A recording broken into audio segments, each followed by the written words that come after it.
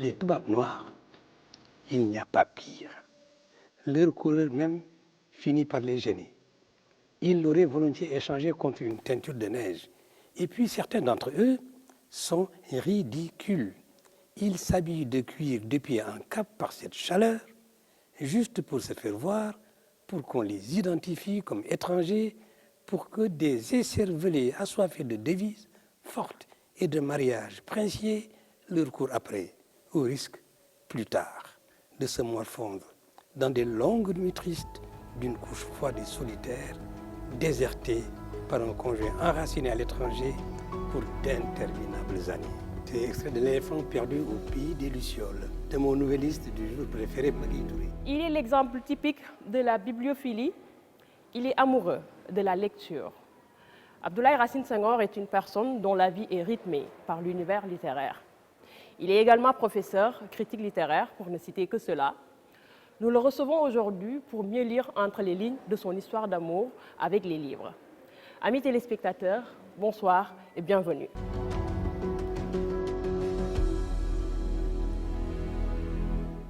Racine, bonsoir. Ah, bonsoir. Je vous trouve en pleine observation d'œuvres artistiques. Oui. Donc déjà, vous allez me dire où sommes-nous? Et puis, est-ce que vous êtes seulement bibliophile, comme je l'ai dit tantôt? Nous sommes au musée des civilisations noires. Oui. Je voudrais d'ailleurs dire un amical bonjour, un fraternel bonjour au professeur Mohamed Abdelali, directeur général de ce musée, et au président Ibrahim Awan, président du conseil d'administration, qui ont bien voulu nous permettre de nous retrouver ici, entre les lignes, entre les tableaux, entre les œuvres d'art, entre les lignes pour la littérature, pour les livres, oui. Vous avez tout à l'heure dit que j'étais un bibliophile. Je le suis, parce que j'aime le livre. J'aime, disons, le beau livre, le livre rare, celui qu'on peut garder comme un trésor, parce qu'il est significatif de beaucoup de choses. C'est aussi une œuvre d'art, comme ces pièces de musée. Mais en plus, je suis, disons, un lecteur, un ami du livre, en le sens où les livres, je les aime pour leur nature, pour leur forme, pour la part tactile et la sensibilité que cela donne. Mais en plus, j'entre dans les livres. Justement, je suis un lecteur. Comment est née votre passion pour la lecture? Elle est très vieille. Je dis toujours, en manière de boutade, que je suis né dans une bibliothèque. Et ce n'est pas fou. Mon père était un grand lecteur. Et il achetait beaucoup de livres, beaucoup de revues, beaucoup de journaux. Et nous a, à mes frères et à mes sœurs, à tous, inculqué cette passion du livre et de la lecture. Donc ça m'est venu comme ça, très jeune. Peut-être même sans savoir lire.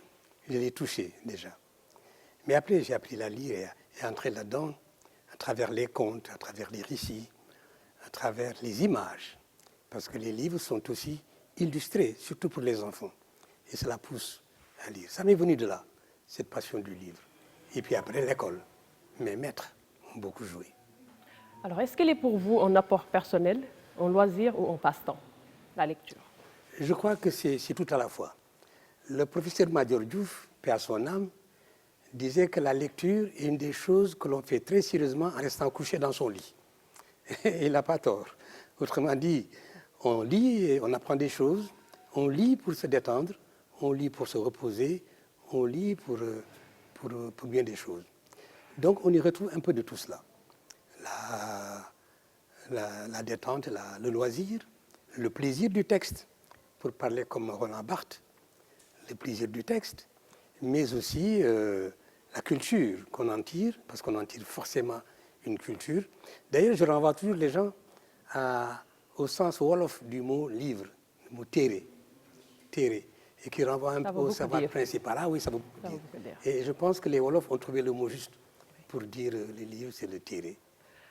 Alors, Racine, j'imagine, vous avez beaucoup lu. Vous allez nous ressortir 3 livres qui vous ont marqué. Et quel apport ils ont eu dans votre vie? Le premier.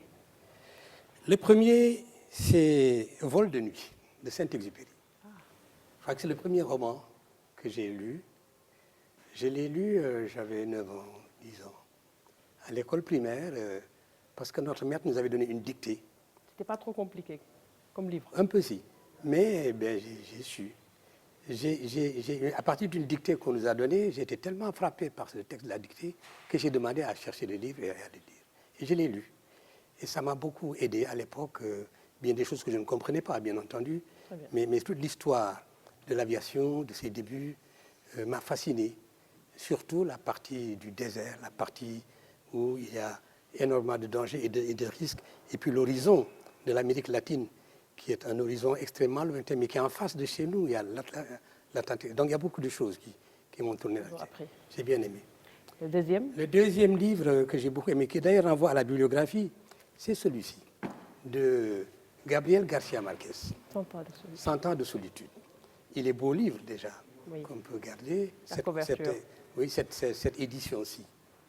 Mais il est aussi un livre qui évoque la vie d'une famille, d'une saga à Macondo, en Colombie, là-bas. Ce n'est pas le Sénégal. Mais 100 ans de vie d'une famille, avec mais toutes les déclinaisons possibles à l'intérieur de cette famille, où les noms s'imbriquent, se reviennent, se retrouvent, n'est-ce pas? Un peu comme dans une famille, quelqu'un s'appelait Néphali, s'appelait Racine, son fils s'appelait Fali, sa mère, etc. Et c'est les noms même qui reviennent pendant très très longtemps. Mais c'est la vie dans ce village, qui est un village, qui est resté un village. Ça m'a impressionné, ça m'a frappé. Et c'est un livre qu'on ne lit pas en une fois, on le lit et on le relit plusieurs fois. Je l'ai aimé, mais je ne l'ai connu que lorsque l'auteur, Gabriel Garcia Marquez, a remporté le prix Nobel de littérature. Après avoir écrit ce livre que tout le monde attendait en réalité dans son entourage, et qu'il a écrit pendant 18 mois, sans arrêt, et pour lequel il a dépensé tout ce qu'il avait, mais qui lui a donné 40 millions de lecteurs, immédiatement après. C'est difficile de choisir 3 livres. Oui. Je crois que... J'imagine. Oui, c'est très difficile. Le troisième? Mais le troisième, c'est L'aventure ambiguë. Ah, Cheikh Hamidou Kane. L'aventure ambiguë de Cheikh Hamidou Kane. Je me demande toujours lequel des Cheikh Hamidou Kane a écrit L'aventure ambiguë. Parce que ce livre, qui raconte une part importante de nos cultures et de nos rencontres avec les autres civilisations, a été écrit par un jeune d'une trentaine d'années. On a l'impression que ça a été écrit par une personne de 60 ans, 70 ans, Samba Diallo. Et même plus. Mais c'est Samba Diallo. Et c'est à l'âge de Samba Diallo quasiment que ce livre est écrit. Il est très profond, il est très bien écrit. Il ressasse, il dit la pensée, les actions, les cultures et leurs confrontations dans une dimension qui allait dire qui dépasse les frontières. Parce que ce n'est pas sur le continent, c'est aussi en Europe.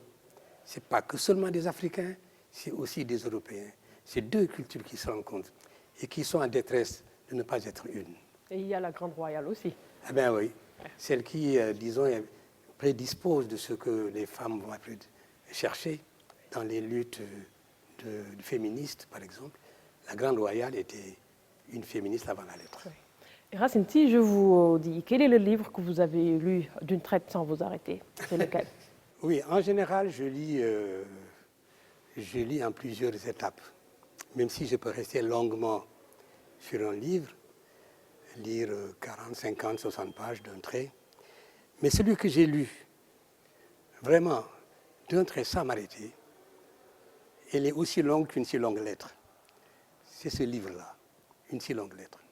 Je l'ai lu dès que a commencé à écrire sa lettre sans m'arrêter jusqu'au bout, pour la relire après. Mais elle m'a tenu en haleine jusqu'au bout.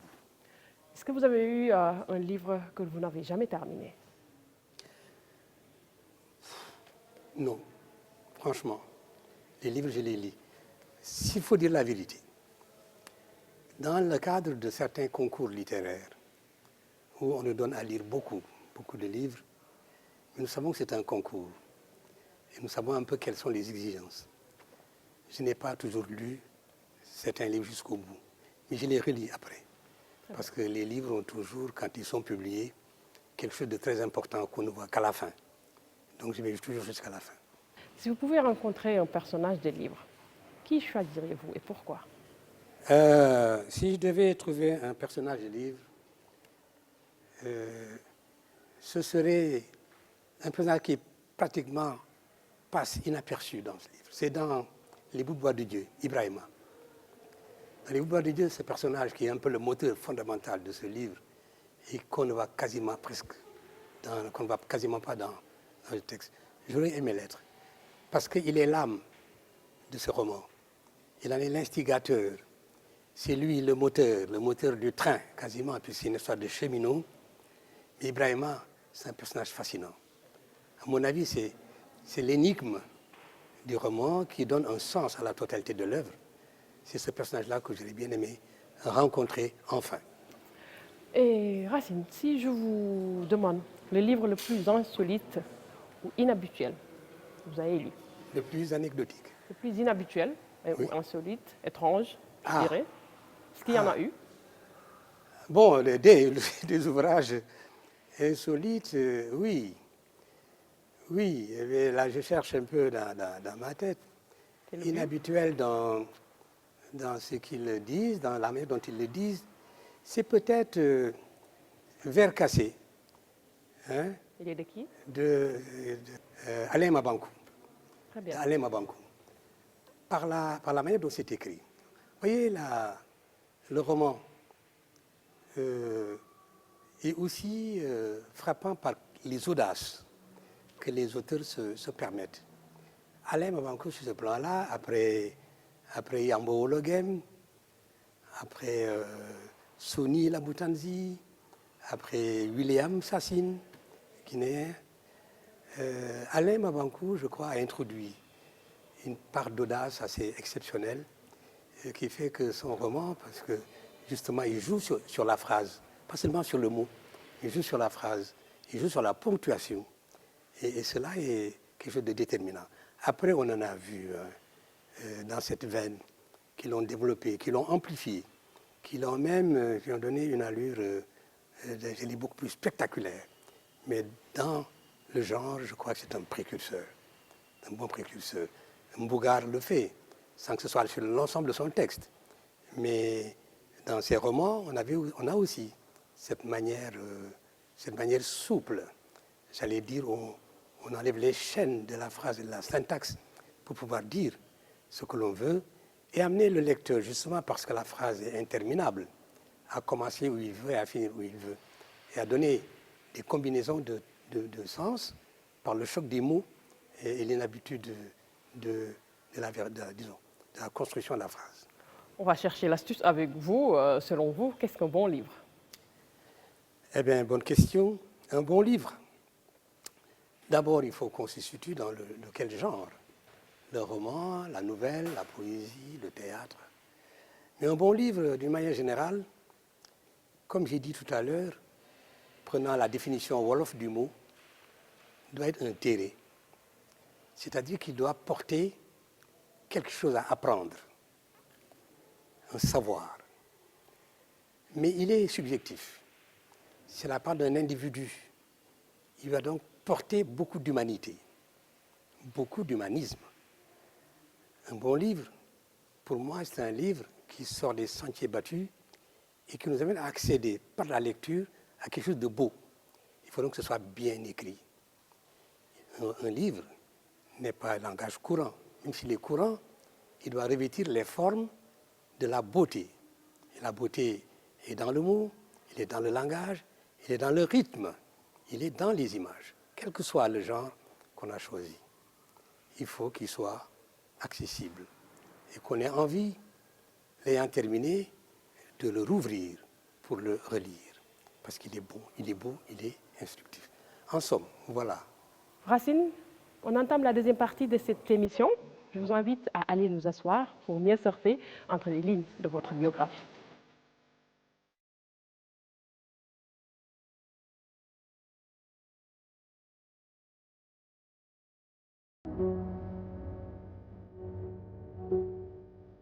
Vous vous appelez Abdoulaye. Oui. Laye Senghor pour les proches Oui. et Racine pour la plupart. Oui. Dites-nous en un peu plus, Racine. En réalité, je m'appelle Abdoulaye Racine Senghor. Abdoulaye, c'est le nom des deux personnes dont je porte le nom. Abdou Bouriba, le grand savant de Sokone, et Abdoulaye Sossendaou, le papa de ma mère. C'est donc Abdoulaye. Mais mon père s'appelle Racine. Et donc le Racine, Abdoulaye, fils de Racine. Le nom de famille, c'est Senghor. Donc, Racine a prédominé. Mais Racine a prédominé. Je ne sais pas d'où ça vient, mais je pense que c'est l'école. C'est à l'école que c'est parti. Et puis voilà, tout le monde dit Racine. Et je suis devenu plus Racine qu'Abdoulaye. Voilà. Alors Racine, où est-ce que vous avez vu... Et vous avez dit tout à l'heure Laye Senghor. Laye Senghor. Oui, parce que ça, c'est le nom que tout le monde... Oui, que les gens qui me connaissent, c'est celui qu'ils emploient. Oui. Alors, où est-ce que vous avez vu le jour? Et puis, parlez-nous en même temps de votre parcours scolaire. Bon, mon père était un vétérinaire qui tournait dans le monde. Et moi, je suis né à Sokone, par les hasards d'une affectation et d'amitié que mon père a entretenue là-bas. J'y suis né. Et puis, j'ai étudié à Sokone, à Foundiougne, à Kaolack, pour le primaire et le secondaire. L'université entièrement à Dakar. Et puis après, la vie professionnelle. Parlez-nous d'elle, cette vie professionnelle. Oui, cette vie professionnelle, c'est d'abord celle d'un enseignant. Voilà. Oui, professeur de lettres, certifié, très jeune, à 22 ans. Et donc, professeur très tôt, au lycée Malicie de Thiès, censeur des études, lycée Sidou Routal. Et puis après, directeur de l'enseignement, moyen et secondaire général, au ministère de l'Éducation nationale. Et c'est là que j'ai été nommé secrétaire exécutif du projet ARCHE, qui est un projet pour harmoniser les enseignements dans les pays francophones d'Afrique et de l'océan Indien. Quand j'ai eu terminé cette activité, je suis allé au ministère de la Culture comme directeur des Arts. Hasard aussi de rencontre avec le ministre de la Culture. Et puis après, directeur de cabinet du ministre d'État, Awa Ndiaye, qui est une sœur et une amie.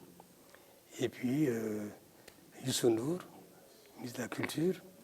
Et puis après, administrateur du Monument de la Renaissance africaine, qui nous avons essayé de donner un peu plus d'âme et de souffle.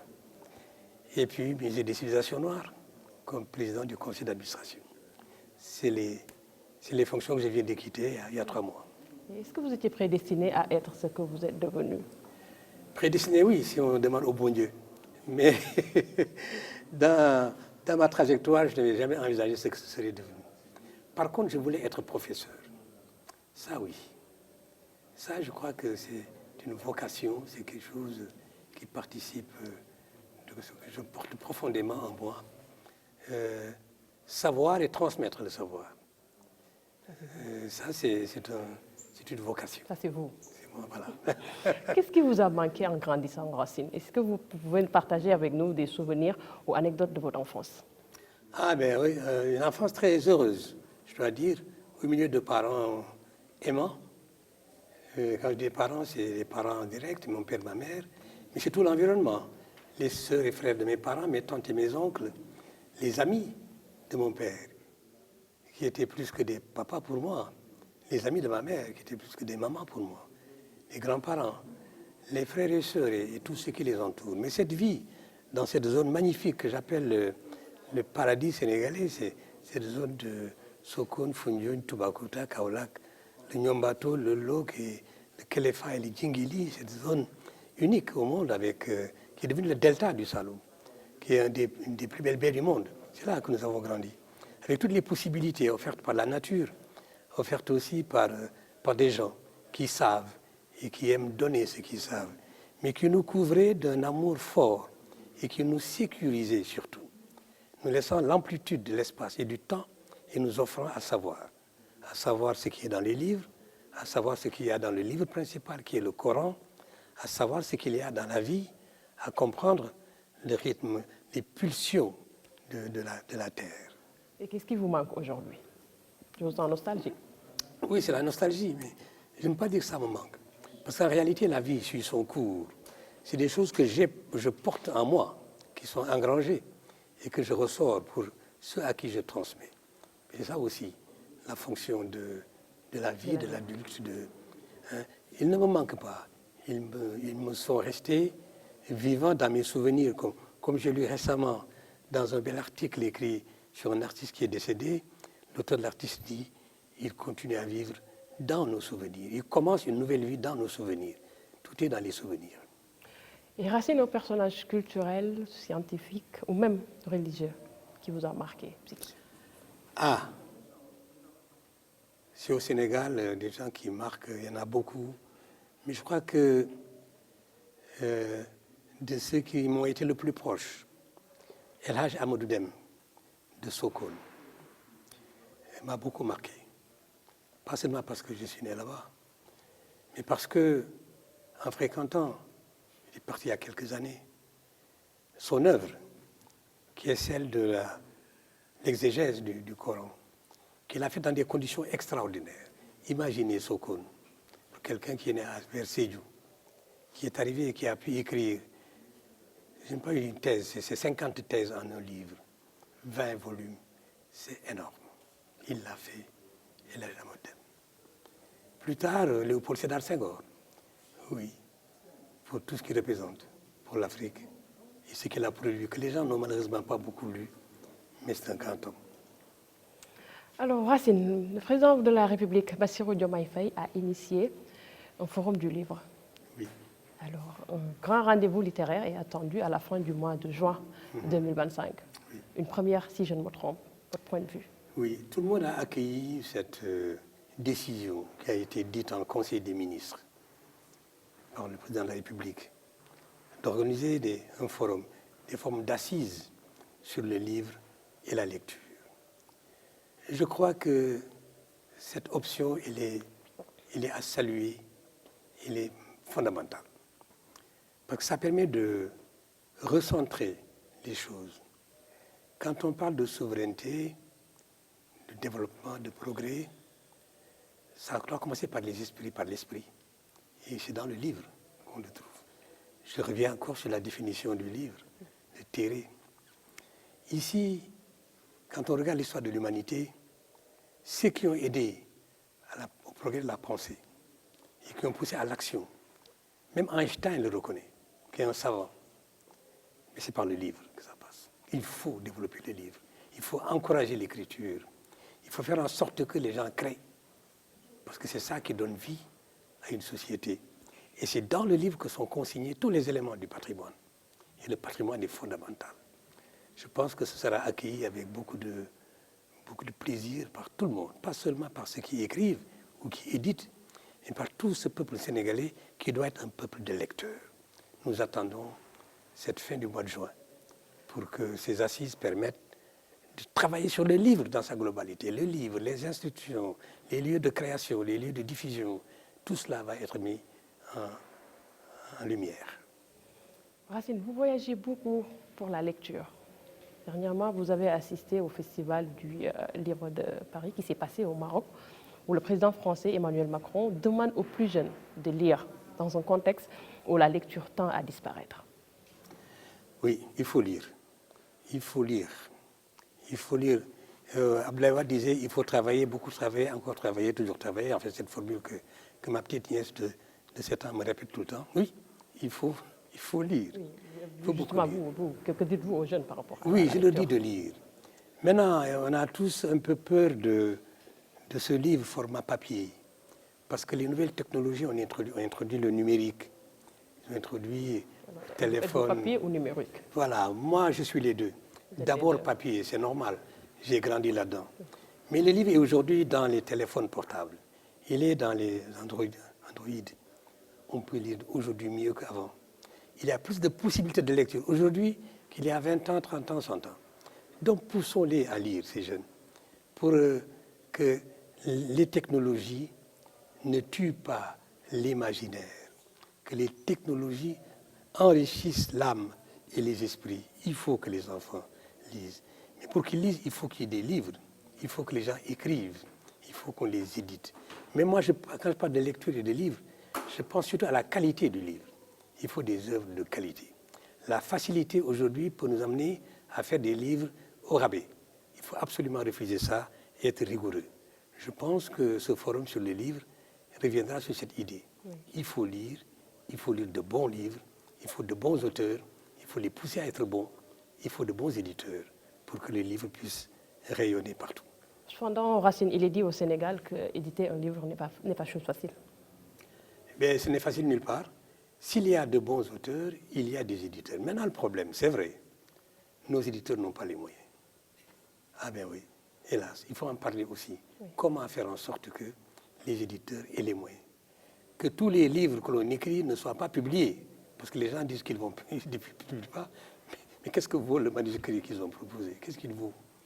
Je pense que le Sénégal a fait de gros efforts à faire. Vous voyez au niveau mondial ce qui se passe. Les Congolais, les Camerounais, les Djiboutiens, les Afriques du Sud et tout ça, mais produisent beaucoup de grands auteurs. Alors que nous sommes quand même les pionniers. Nous avons des efforts à faire. Il faut qu'on le fasse. Très bien. Racine, la RTS vous remercie. Mais d'abord, c'est moi qui remercie la RTS, qui est ma maison, je l'ai dit tout à l'heure. J'y ai travaillé, j'ai fait des émissions littéraires pendant 20 ans, avec Abou Alassania, avec Raphaël Ndiaye. Quand je suis devant les caméras, je suis obligé de parler de Raphaël Ndiaye, avec qui j'ai beaucoup travaillé sur les livres, de parler de Abou Alassania, avec qui j'ai beaucoup travaillé sur les livres. Je pense à eux, que Raphaël, Dieu l'accueille en son paradis, Amen. Que Abou, Dieu lui accorde longue vie. Amen. Racine, on ne peut ne pas parler de vos écrits. Oui. Vous avez écrit Mangrovine, Badou le Talibé, Ensemble nous vaincrons le sida. Au-delà de la poésie, est-ce qu'on peut s'attendre à un livre mémoire? Oui, certainement. On m'y pousse et moi-même ça m'intéresse. J'ai commencé à écrire même un roman. Mais oui, une trajectoire qui permet de raconter un peu un parcours qui pour moi est banal, mais que les gens aimeraient que je raconte. Je suis en train de l'écrire. Il est attendu alors? Il est attendu. Je promets, je le promets. Très bien. La RTS remercie Abdoulaye Racine Senghor. C'est sur ces belles paroles chargées de connaissances et d'enseignements que prend fin cette émission. Merci de nous avoir suivis. À très bientôt.